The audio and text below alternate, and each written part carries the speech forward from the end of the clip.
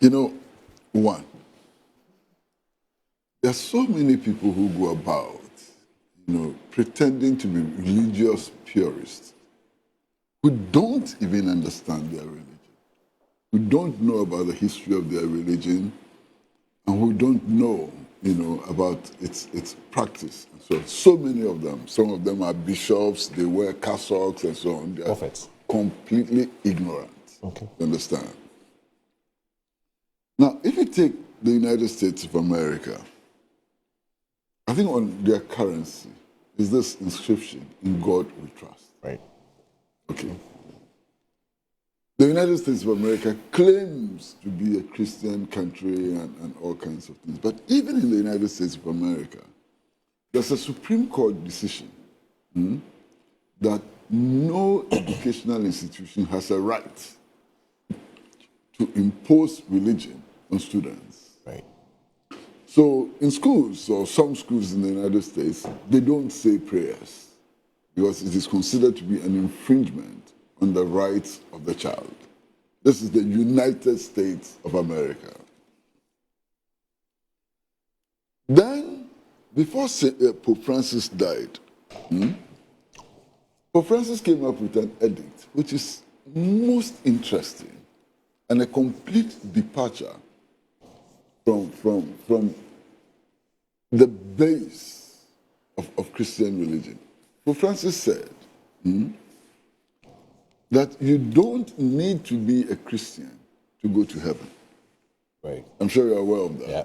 Before Pope Francis died, he said you don't have to be a Christian to go to heaven. Right. And that all persons who do good, who do things that are edifying to God and so on, can go to heaven. That's an important statement, an extremely important statement made by the head of the Catholic Church. You understand? This is Pope Francis. And it hasn't been overturned by the new Pope. So this is doctrine today in the Catholic Church. Now, if you go into history and you study Islam, you would learn that when God appeared to Muhammad, Muhammad was not so sure that it was God who was speaking to him. So he went for confirmation from a Christian. If I lie, tell me that I lie. The history is there clear. So actually it was a Christian who confirmed to Muhammad that the voice that spoke to him was the voice of God. That's one part. Now the other part is this. Islam, as a religion, does not frown on Christianity. Yeah. Indeed, Islam accepts that Jesus is the prophet of God. Right. And actually that Muhammad came to fulfill and expand the mission of Jesus the Christ. So why is the controversy? Why is this fight? What is the basis of this fight? Historical, philosophical, and so on. What is the basis? And indeed, you will find in real practice that in Muslim countries, there's a lot of tolerance for Christians. In fact, the belief is that in strict Muslim countries and so on, they say that it is unbelievers, who are the problem. But Christians are tolerated and encouraged as people of God and so on. So if you know this history, if you know these interpretations, why would you put up such a needless fight? So the argument that Wesley Girls was established as a Christian school, Methodist church school and so on, is a bogus argument which must be forgotten immediately. No institution in Ghana is above the Constitution of Ghana. No institution whatsoever, religious, non-religious, whatever, has to operate within the remit of the 1992 Constitution. The 1992 Constitution, one of the freedoms it guarantees, absolutely, is the freedom of conscience. So you cannot make the argument that because Wesley Girls was established by a church and is aligned to the Methodist Church and so on, it must impose the practice of the Methodist Church on all students. Now, if that were the case, let's say if that were the case, why do you admit students who are not Methodists? Okay. If that is the case, only children of Methodists should go to the school. Right. Why do you admit Muslims and then they come to the school and say, look, we are a Methodist school, so you cannot pray and so on? It simply doesn't make any sense to me at all. Right. And in any case, the supposition that the religion of your parents is your religion is hogwash. Right. I mean, we know that. I mean, my father was in the Anglican Church, very staunch member of the Anglican Church. Yes. Actually chaired the Anglican Church in some places and so on. My brother is an Anglican priest. But I'm not an Anglican. You understand? I'm not an Anglican. I don't like what are you? Well, I'm me. I'm who I am. You understand? So I'm not an Anglican. Right. Okay? I have a brother who is a bishop. My brother is a bishop in Takia Boys Church, Victory Bible Church. Yes, Victory Bible Church, yes. Even though his father was Anglican and so on. So it is not true that we all inherit the religions of our parents and so on. And that supposition is baseless. And so on. In any case, this matter is before the Supreme Court. But there's a High Court decision which should guide educational institutions so far. And that High Court decision is the decision on the Rastafarian hairstyle at Chimonta School. You remember? Yeah. It's a TED. Yes. The High Court decided that anything Tyros. Is it Tyros? Yes. Okay. I think that's Aswat's child. Yes, that's what, yes.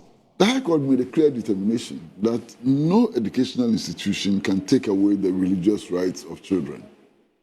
And what is happening in Wesley Girls, without sounding prejudicial, because the matter is before the Supreme Court and so on, would suggest very strongly that the argument is that if you go to a certain school, you have to abandon your religious faith and practice. Why? Under the Constitution of Ghana, 1992 Constitution of Ghana, people have a right to believe in any God they choose, and they also have a right not to believe in God. The right to be an atheist is enshrined in the 1992 Constitution. And I think that's the way we should proceed. Collins. I'm even surprised we're even discussing this. Yeah. I'm going to say, in 2025, that Muslims cannot pray in school. Yeah. I don't understand. That they have to go to Christian I just worship. don't understand. That in 2025, Ghanaians, a Ghanaian born in Ghana, a Muslim, Yes. cannot even use 5 minutes to pray during Ramadan because it's a Methodist school. Yeah. But when we go abroad, they are talking about discrimination. Yeah. What kind of drama is this? I was in Pratt. My Muslim friends were praying in our dormitory. We eat together. We sleep together. We go to classroom together. No problem. What at all has occasioned this particular debate that now students cannot pray because it's a Methodist school? So if I'm a Christian, I go to Ahmadiyya. All of us I should go to the mosque. I cannot be a Christian and go to Ahmadiyya secondary school.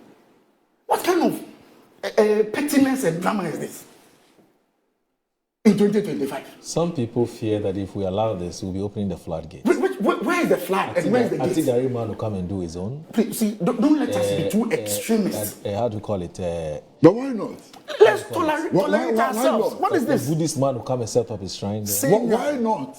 Listen here. Why not? Let's tolerate ourselves. What is this? You see, Moro. we've passed the colonial era. I'm busy. In fact, at a certain stage in the colonial era, Honorable Collins, as he's dressed now, could not enter a church. Yeah. Because he's wearing a smock. You understand? At a certain stage in the colonial era, African drums were not allowed in the church. at a certain stage in the colonial era, well, until recently, many of the ceremonies and rituals in the Catholic Church and so on happened in Latin. Latin! Yeah. Can you imagine? Latin!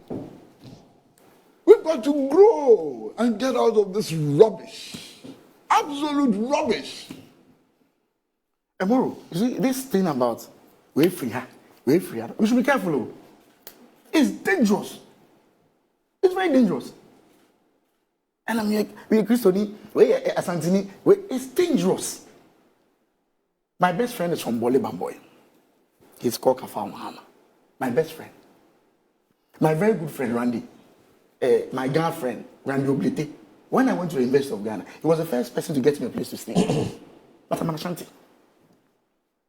What's the problem with it? Let me read this and then we'll come back from Mr. I'll pick your thoughts. My stepfather, Kwesi, come from Bakbo. Oh, really? I wish he was my father. He never made me feel like a stepson. Good man. He's from Bakbo. My wife is from Kejeli. I am a complete definition of the beauty of our diversity. What is the problem? Why are we wasting our time on issues that should not be a problem at all? It's so impressive. And Kwesi, we believe. I went to Presec, Muslim, this Christian. What has changed? We live very harmoniously. We play football together. We do everything together. So now you are saying that a girl in Wesley Girls, just on Ramadan, a festive occasion like on Ramadan, wants to pray, you say no. So you're actually saying that if there's a girl in Wesley Girls, I don't get it. Who comes from the Akunedi shrine, Yeah, don't come. She will not be allowed to pour libation. No. Why? It's against the Methodist values. If you want to go and set up your shrine, go and put up your school and go and worship your shrine. She's not setting up a shrine. She wakes up in the morning, she has a problem, she wants to pray. We say we will not allow you. Go and build your own school and go and worship there. Who are you to allow or not to allow? It's my school. We built it, Methodist, church. And you see, all of us, how did we become Christians and Muslims and so on? Was it by choice? Why? You see, that's why I think it's important that we teach history in our schools as a standalone subject. Because people don't know history, and that's part of the problem. Yeah. You understand? Look, it was in 1452. Are you listening? I'm listening, sir. 1452, that the Pope signed what in history is known as the Papal Bull. Papal Bull, 1452. Authorizing King Alfonso to go into the world, especially Africa and so on, and convert, and to civilize us. To civilize us. Where civilization meant conversion to Christianity. Right. Go and read the Papal Bull. Can you imagine? And after reading the Papal Bull, come and tell me, what I'm hearing now. Look, the Pope actually instructed King Alfonso in the Papal Bull of 1452 that if he came to places like Africa and so on, we refused to be civilized, that is converted to Christianity, we should be killed, massacred. Our properties and wives should be seized.